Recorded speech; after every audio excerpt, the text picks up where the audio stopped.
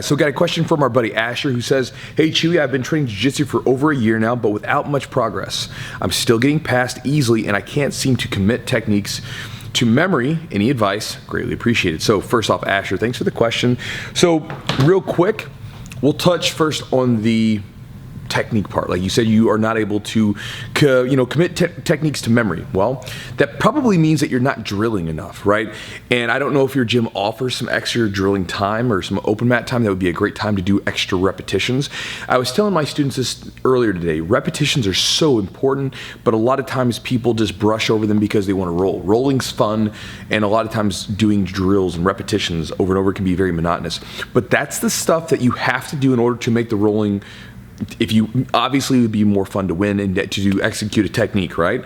Well, to make that more fun to execute those techniques, you have to do more repetitions, because it's the meat and the potatoes, man. Because when you start rolling, if those techniques have not been assimilated into muscle memory where you don't have to think, right?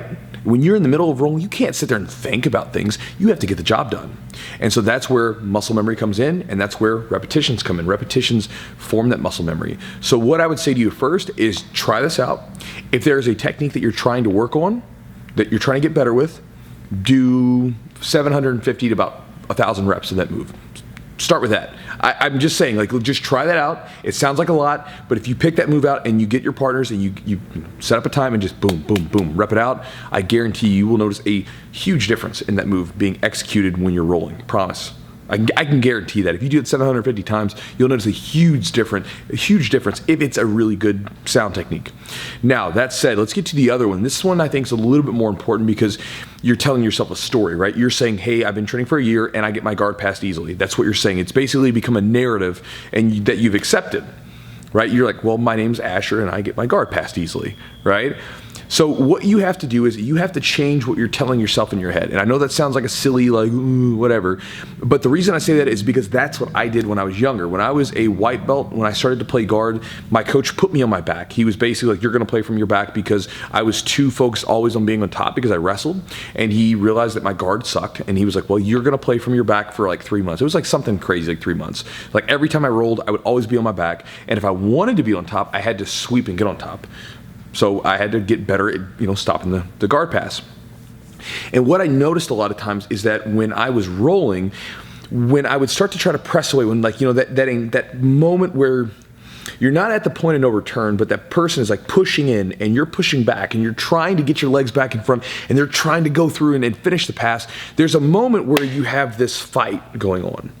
And this is where like mental toughness and sort of resolve come in, because you can really just grind it out and say, no, I'm going to continue to work on my technique. I'm going to continue to push through this and get my legs back in front so I regain my guard. Or a lot of times people like myself, I imagine you might do this as well, when you hit that point where that person's pushing in and you're pushing back, your mind says, fuck. And then you lay down and you let them secure side control or mount or whatever they're going to. And then after they get there, that's when you start to put up your defense, right? If that's you, then this is obviously going to resonate with you. If it's not, then I apologize. But what I did is I remember my coach telling me the same thing. He's like, you're just letting him pass your guard. He's like, you're just dying, right? And I could realize that I was doing it too, and I was getting frustrated because I realized that, like, from wrestling, we always used to talk about this. Like, there's that like inner voice that it makes you feel like a bitch, right? Because you're fatigued, you're tired, your muscles are sore, and you give up on things.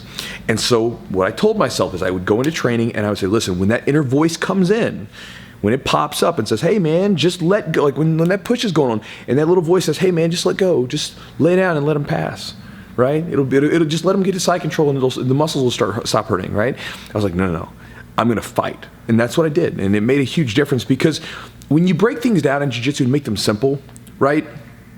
Instead of thinking, I got to stop the guard pass or I can't let my guard get past, when you're in that spot, just think, I need to get my damn legs in front of them, right? That's all you got to think about. And if I said, this is my little question I always give everyone, right? If I had $1 million sitting right here, and I said, or $10 million, whatever is a lot of money to you, right? Just pick up some, or whatever you want in life. Maybe it's like you want some beautiful woman, right? Whatever, she's right here, right? Whatever the thing that you want in life is sitting right here, and you can have it if you can put your legs in front of someone. Sounds a little easier, doesn't it? It doesn't sound like, oh, I got to regain guard. I've got to stop his cut-through pass and then regain. I was like, no, I just got to get my legs in front of him. I can do that, right? So think about it in a more simple term. So, Asher, getting back to it. Change the way that you mentally approach the situation. Stop telling yourself that my name is Asher and I get my guard passed. Be like, no.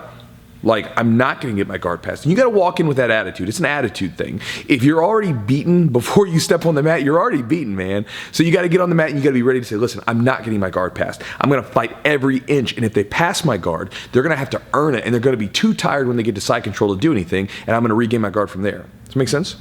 So I know that I'm just kind of bouncing all over the place there, but that's what I would share with you, because that was the thing. Because when I changed my attitude, that was the thing that made the biggest difference. Rather, not huge, biggest difference in my game. Because what happened was, as far as getting past, I said no. I was like, I'm not going to get past. I'm going to fight through this. I'm going to fight hard.